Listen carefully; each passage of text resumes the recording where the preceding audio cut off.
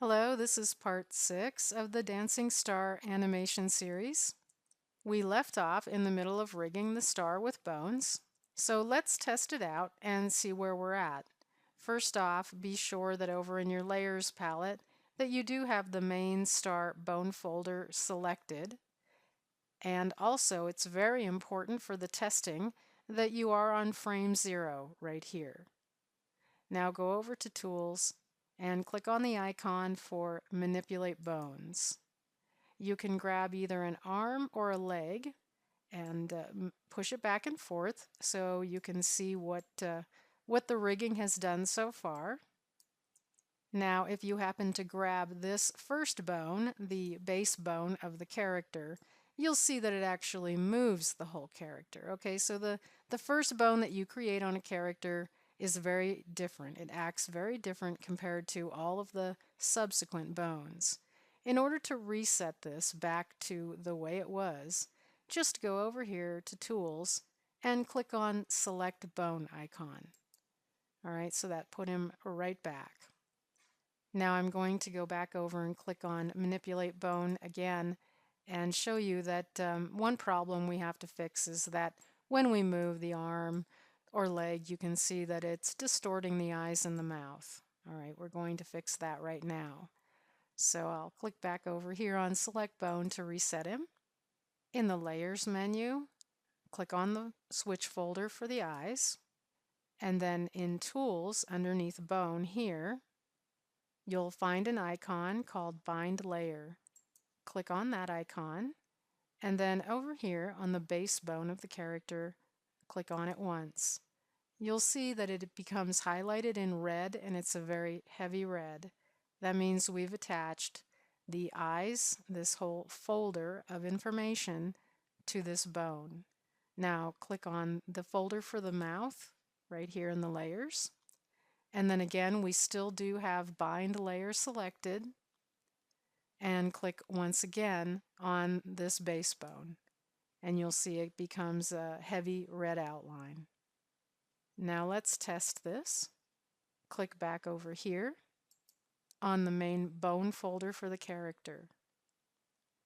And then choose Manipulate Bones in the Tools menu, and let's move the arms and legs again. So now you'll see that by moving the arms and legs, we're no longer distorting the eyes and the mouth. Okay? Now I'll go back here and click on Select Bone to reset my character. There are a couple of things that we need to do before we start animating. One is you should check to make sure that all of your folders and layers are all in the same order that you see here on the tutorial window. I'm going to pop out my Layers palette so that we can stretch it out. I'll click on Window, Docking, and click on Layers, and get this stretched out all the way. And I'm going to open up all of these subfolders. So right now, for the entire layer stack, what I have is the main star bone folder, and indented within that is the switch folder for the eyes. There are 4 eye layers.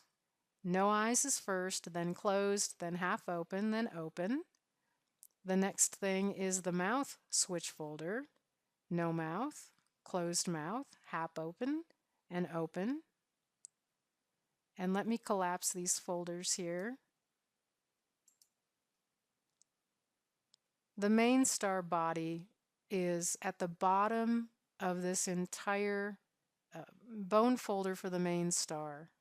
So what we've got is, folders nested in a folder, and if I close this one, then it should just show main star right here.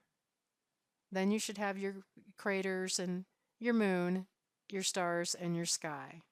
All right, this is the order that you need to have everything in order for it to be working in the same way that you see here in the tutorial window.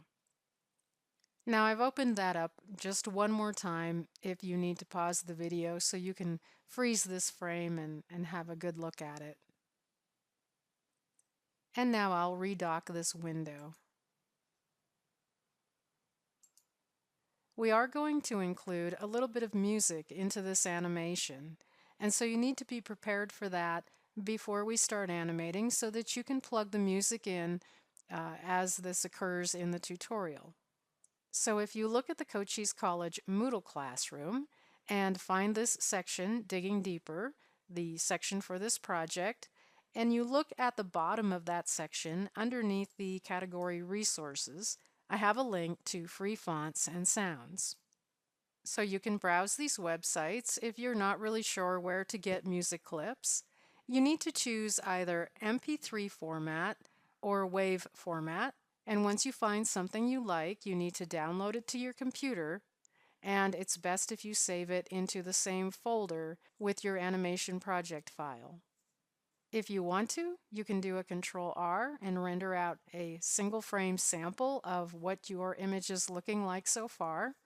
If you feel like there's something you'd like to fix, now would be the time to do it, because we will be starting to animate very soon, and it's much more complicated to fix something once you've actually begun the animation process.